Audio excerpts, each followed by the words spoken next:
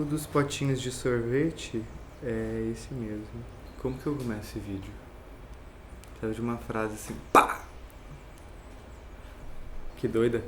Eu acho, na real, esse assunto muito sério pra falar, porque, de uma certa forma, parece que eu esqueci tudo isso. Você teve essa sensação? Eu esqueci completamente que existia esse mundo, esse universo. Ontem fomos para uma festa, bem bacana. Na verdade, nem um pouco bacana. Depende da referência de movimentos que cada um tem. Nós estávamos concorrendo no Rio Web Fest com uma websérie que a gente fez. Claro, chama o nome da série é A Cozinha de Fulano. Se você não assistiu, assista, clique neste link.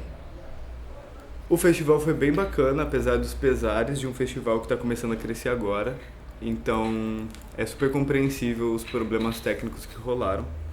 Só que um desses problemas técnicos eu acho muito importante a gente falar que foi isso foi um problema técnico. Cara, um problema de pesquisa, sabe? É você saber quem que... Mas eu ainda também não sei quem que é o público dessa porra. Como que é, porque a reação de Fora Temer foi bem esquisita. Bem esquisita. Tá, muito errado. Não, a gente vai falar de rolê errado em balada hétero. É disso que a gente vai falar hoje. De vibe errada em balada hétero. Porque balada hétero pode ter uma good vibe. No nosso caso, foi uma bad vibe. E você acompanha isso agora.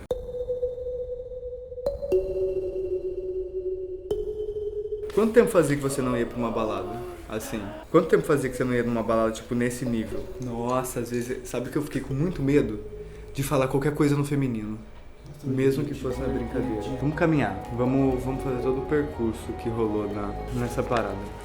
A gente foi pra festa e quando a gente entrou na festa, a gente sentiu que a gente não estava em nosso território. Isso aconteceu porque o lugar da festa era um lugar hétero, normativo. Então, mas eu sinto que eu me desconstruo quando eu tô com as outras pessoas. Porque por mais que a gente tenha uma certa cultura heteronormativa, porque a gente cresceu num lugar super machista, então a gente sempre aprendeu a ser homem e nunca a ser alguém, saca? E aí depois que você cresce, você sai do armário, você quer ser você, e aí isso não é tão bem visto em alguns lugares. E isso é muito nítido, porque você percebe como que as pessoas estão te olhando.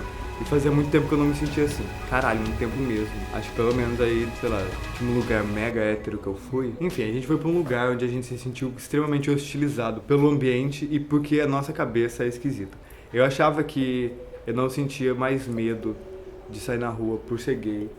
E aí... Sabe o que é doido? Porque eu cresci com essa pose de, eu me assumi cedo, eu sou dono do meu corpo, faço o que eu quiser, sou gay mesmo, quem quer entender isso numa boa, entenda, quem não quer, foda-se, sabe? Então, tipo, comprei muita briga desde sempre por causa disso. Me assumi com 15 anos, pra família, e isso é sempre muito novo, né? Acho que 15 anos é uma idade muito nova pra se assumir, no meio de hoje. A maioria dos meus amigos se assumiram, tipo, pelo menos os 20 pra cima. E aí quando eu penso, porra, eu me assumi com 15. Eu me assumi tendo beijado uma única pessoa. Aí a gente foi pra esse lugar, e esse lugar parecia que engolia a gente de alguma forma. Tá, isso vai ser meio confuso e difícil de entender, porque, não sei, foram muitas informações. Pode ser que o vídeo seja um baque. A experiência de estar naquele lugar foi um baque, dos bizarros. Tá, primeiro vamos falar de como era o lugar. Era um lugar bem rei do camarote, assim, com uns lustres de cristal, umas paradas, muita ostentação. Todo mundo tava com roupa de marca, porque parecia um lugar relativamente caro. Pelo número de seguranças, a gente sabia que o lugar não era tão tranquilo, porque certamente devia ter briga, porque tinha 300 seguranças. E lugar hétero normalmente tem isso. Assim, as meninas eram todas iguais, pelo menos muito parecidas, assim, num certo padrão. E os homens também. Não tinha tanto uma variedade. Só sapão. E muito cheiro de peido, mas o cheiro de peido eu acho que é por causa do whey que eles devem tomar. O whey dá muito peido, gente. Assim, as meninas estavam todas muito capas de revista. Muito capa de revista. Impecáveis, assim, impecáveis. Todas no cabelão, todas trabalhadas na make. Bebemos vodka com energético. Delicioso. Eu também tomei tudo. Na esperança, a gente tomou tudo na esperança de sobreviver àquele lugar. O primeiro sintoma que aconteceu foi o quê? Você trava, seu corpo trava, você não consegue se mexer, você anda assim. E aí eu comecei a prestar atenção que os meus movimentos não eram mais os mesmos. Que eu não segurava o copo do mesmo jeito que eu seguro um copo. Que eu não conversava com outra pessoa do mesmo jeito que eu converso. E aí eu comecei a perceber que eu estava sendo oprimido. Não que a gente não sinta essa opressão diariamente quando você tá, sei lá, beijar um namorado é sempre muito bizarro. Na rua, que seja um selinho pra se despedir, porque por mais que isso já seja natural, ainda não é completamente natural pra gente, porque as pessoas em volta prestam muita atenção. E é este prestar atenção que acaba com a gente e faz você pensar 10 vezes antes de dar um selinho no seu namorado na rua. E lá eu acho que era muito isso, né? Eu só conseguia pensar em não tocar em João Luiz. Eu não podia tocar nele. E em 2 momentos a gente se encostou assim meio que, porque tava perto, tinha bastante gente. E na minha cabeça o meu corpo fez assim e puxou o meu braço pra tipo, não, um alerta, não encosta, não encosta. E eu não sei porque eu tava sentindo isso. Na real a gente sabe, só que a gente ainda não consegue entender. É muito bizarro. E fazia muito tempo que eu não sentia essa merda. E aí entre os 3 na balada. Era isso, né? A gente só ficava assim. Mãozinha no bolso. Peitinho pra frente. Travado. Você tava muito travado. Você não descruzava os braços uma hora. A gente ficou travado. Nossa. O negócio começou a ficar muito esquisito. Quando a gente chegou, a gente perguntou pro segurança se a festa era ali. Ele falou assim, não, aqui é Arlindo Cruz. E aí a gente falou assim, caralho, a gente veio pro lugar errado. Mas a gente não tava no lugar errado. E aí foi, enfim, depois a gente conseguiu entrar porque resolveram lá o problema. Mas, sabe, tem que aprender a fazer os vídeos com foco. Sim, eu entrei e a mulher falou assim, já veio na casa? Eu falei assim, não. Ela falou assim, documento, por favor. Aí eu entreguei o documento. A cara de um cu, ela virou o computador e falou assim, esse daqui é você? E mostrou uma foto no Facebook, onde eu estou assim, com uma cara dividida e um desenho no meio. E aí, eu nunca fui tão julgado por uma foto do Facebook, nunca, na minha vida. Quase fui barrado na balada por causa de uma foto do Facebook. Pô, mas é uma foto que tem várias curtidas ainda. Nem é uma foto tão ruim, é uma foto até legal. Mas ali começou, aí você já entra achando que as pessoas estão o quê? Te julgando. Pô, já começou julgando minha foto no Facebook. Se for parar pra pensar, é um certo julgamento. A cara que ela fez pra mim foi uma cara de total desaprovação. Aí a gente entrou e fomos no banheiro. No banheiro, o meu maior medo era olhar pro lado ou olhar pra qualquer coisa. Eu tinha que, tipo, olhar para frente. E aí, quando entrava alguém, eu pensava assim, você não pode encostar nessa pessoa. Então, muita atenção na hora que você for sair daqui. E a hora que eu fui sair, não tinha papel. E aí, o rapaz do papel veio e falou assim, ah, acabou o papel? Aí eu falei assim, não precisa não, pelo amor de Deus. E botei a mão no bolso e saí de dentro do banheiro. E além disso, teve as pessoas que começaram a perceber. Porque aí, depois, eu só conseguia pensar, pelo amor de Deus, que as outras pessoas que estavam no festival, concorrendo com séries e trabalhos e projetos LGBTs, estivessem naquele lugar.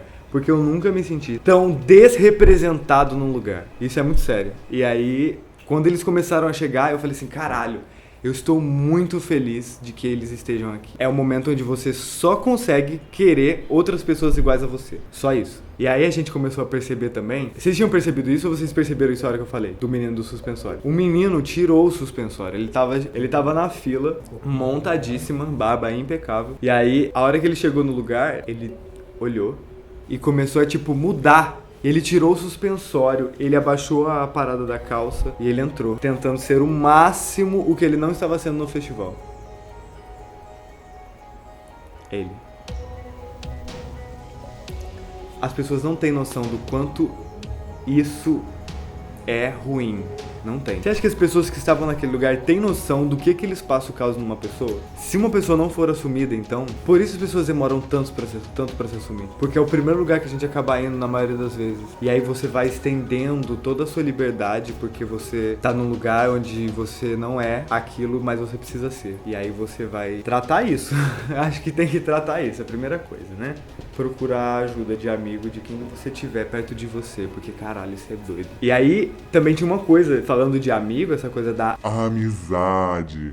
Foi muito importante ter 2 pessoas comigo naquele momento. E aí teve uma hora que eu falei assim, agora eu vou passar um pouquinho de medo e ver como é que é a aventura aqui. E pá, saí sozinho andando, porque eu queria ir no banheiro sozinho andando. Foi na hora que eu fui no banheiro e lidei daquela maneira. Nossa, é muito bom ter gente igual a você. Ah, sim, a gente tá acostumado a estar num lugar que, por mais que existam pessoas heterossexuais, são pessoas heterossexuais muito simpatizantes, muito parecidas com você. E aí você consegue perceber que o sexo, o gênero, não importa pra você se relacionar com alguém. Caralho, isso é muito genial. Você ter esse tipo de relação num grupo é muito bom. Você tá, por exemplo, com 10 casais heterossexuais e não se sentir oprimido por ele. Mas eu tenho poucos assim. Não, é sério, eu tenho poucos amigos assim. Que não vão se juntar e ficar falando de mulher de uma forma que eu não vou gostar, mesmo não sendo mulher.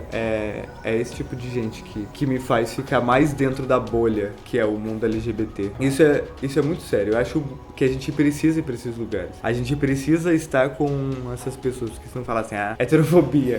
Heterofobia, não é questão de heterofobia. É questão de que a gente sai porque a gente não consegue ficar lá, porque é insuportável a sensação. Insuportável. Mas a gente precisa. A gente precisa e a gente vai.